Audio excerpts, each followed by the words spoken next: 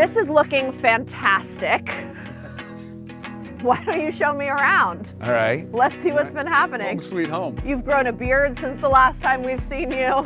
It's a lot happening. all gray. It's, you know, it's holiday spirit. You can kind of Mr. Clausy. Yeah, he's gonna turn into Santa as his next act.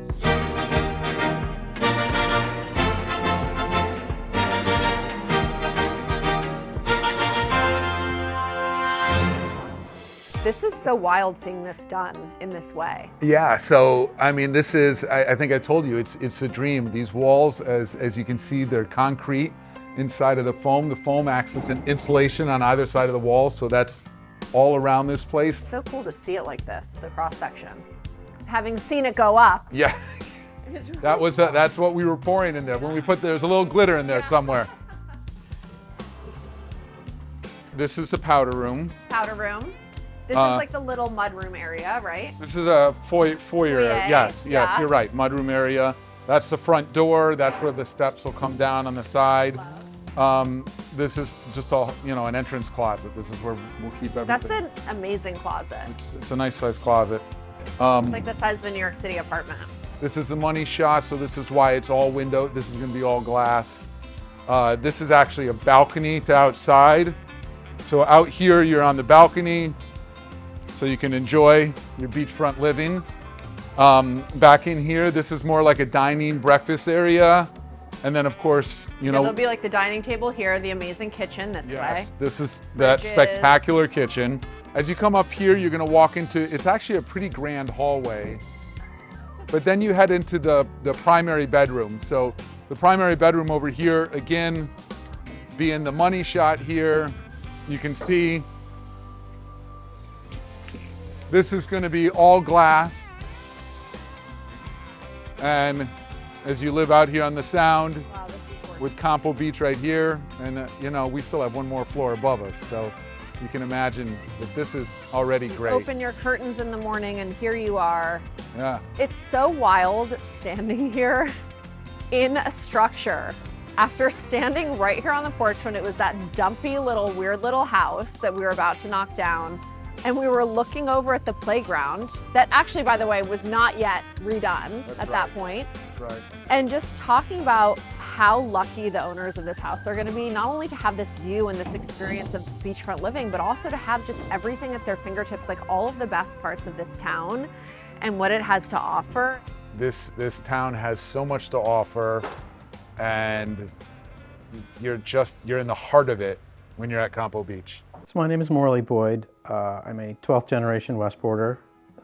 My family came here in 1650 from the Hartford colony, but like so many people who came down here, they were part of the Puritan migration that came here from England to the Massachusetts colony and became dissatisfied with the pace of Anglican reform and got permission to come down here and settled what is now Westport. The most significant aspect of Westport is its relationship to the Revolutionary War. In the spring of 1777, British command decided, because they were desperate for food, just as we were, desperate for food, desperate for supplies, but many of their forces were sleeping outside. They were sleeping in stables, they were sleeping in sheds. So, and the supplies that they had asked for hadn't shown up. So they started raiding ours. And so they landed here in Westport because it was undefended. The way Westport started, and your reference to onion farming, because of the quality of the soil here, it lent itself to agrarian use. That's what started it all. But it wasn't until the 1840s that the onions got started, and that lasted until about the end of the century when this cutworm showed up and wiped out everything on the East Coast. But a lot of people got rich in the meantime, growing onions. Lots of people got rich. And so Westport, what happened with Westport is it was this agrarian community, but we also had the advantage of this river that was navigable.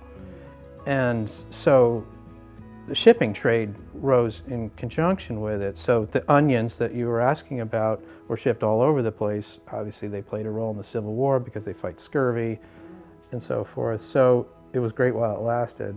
But there was a lot of fads in New England in terms of agrarian, the dairy fad, there was the sheep fad, and there was the onion fad. They went through these things, and that was a big one.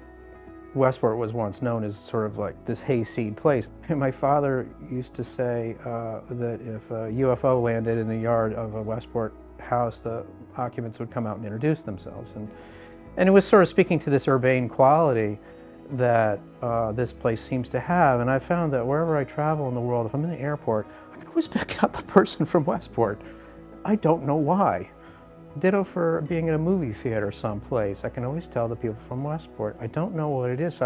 Somehow or other, this place has managed, even though it's clearly evolved tremendously over time, from this Puritan ecclesiastical society to, what we have now, it has maintained this character somehow or other. I am Dan Woog, and I'm sort of a Westport savant.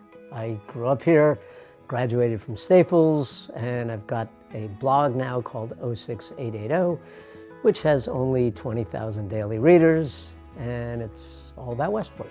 When I was growing up, Westport was, and still was, an arts colony. A ton of artists and illustrators and musicians, concerts at Staples High School. We saw the Doors, we saw Eric Clapton, we saw it all.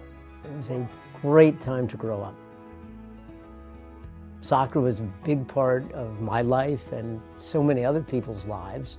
And again, it's just, you grow up here, you make these friendships that endure with the people who continue to live here, and they realize that, the town is a part of them that they can't get rid of, nor do they want to get rid of it. I'm Jen Tooker. I am the newly retired first Selectwoman.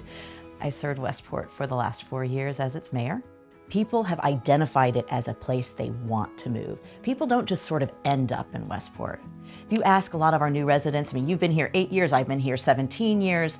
We have so many people who've moved in since, during COVID, since COVID. People really have identified this as a place they want to live. They're choosing it over other communities.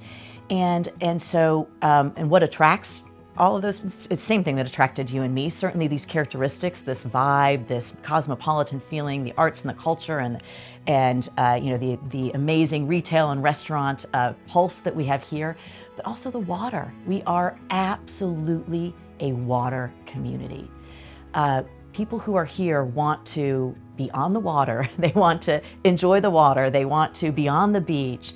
They want to, embrace that sort of water lifestyle, that coastal lifestyle. And so I think it's the mix of those two, of the characteristics and then this natural beauty that we have that draws people and keeps people. And then it's the engagement of our residents and business owners that really makes this place so special.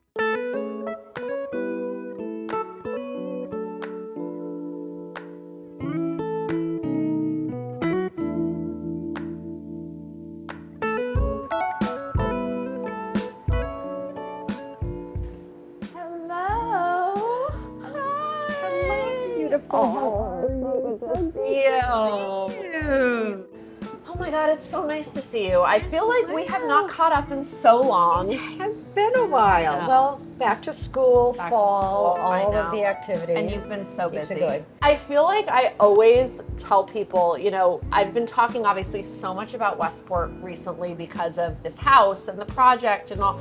And I always tell people it's so funny because you are the common thread through that entire story. I feel like you are the voice of real estate in Westport. You have all the best properties, and so I'm dying to kind of talk to you because as we've sort of been uncovering more about Westport's history, we've been talking a lot about just Westport as a town and sort of, our connections to it, how it's changed over the years, and I would love to get your take. The town has changed over time, but for the better. Everything, in my opinion, is better, and that's why it's in such a demand. We have the arts, we have recreation, we have music, we have theater, we have beaches, We have woods and beautiful hiking Gosh, I love the hikes areas. here. I mean, there Yeah. is everything one would need. The dining scene continues to get better and better with every new restaurant opening. And it's just such a fabulous community. And Westport is now known. It's not just a town in Fairfield County that New Yorkers hear about. It is known nationwide. Yeah. It is known worldwide. Right. I was in Ireland, in Westport, Ireland one time, and we were actually taking photos with the kids in front of the sign, and somebody walked by and said, oh, where are you from? And we said, Westport. And he goes, Connecticut? And I went, oh my God. And this Irish broke. And I was blown away by that. And I was That's like, so oh my God, you know, Westport's known everywhere. Wow. You know, we are obviously building this house. It's going to go on market.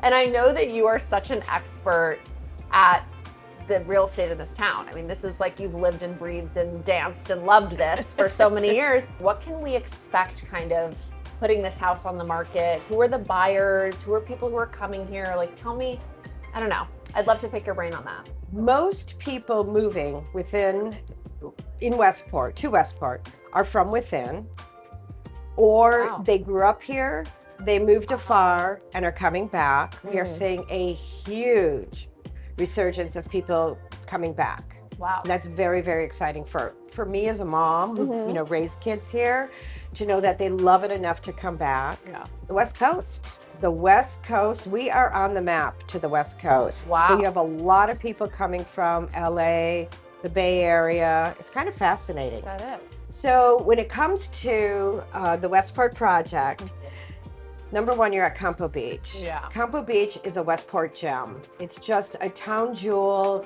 We all love it. Even if you don't live at the beach, like you and I, we don't live at the beach. Yeah. I'm at the beach constantly. I walk at the beach. You know, in the summertime, we're at South Beach picnicking with friends.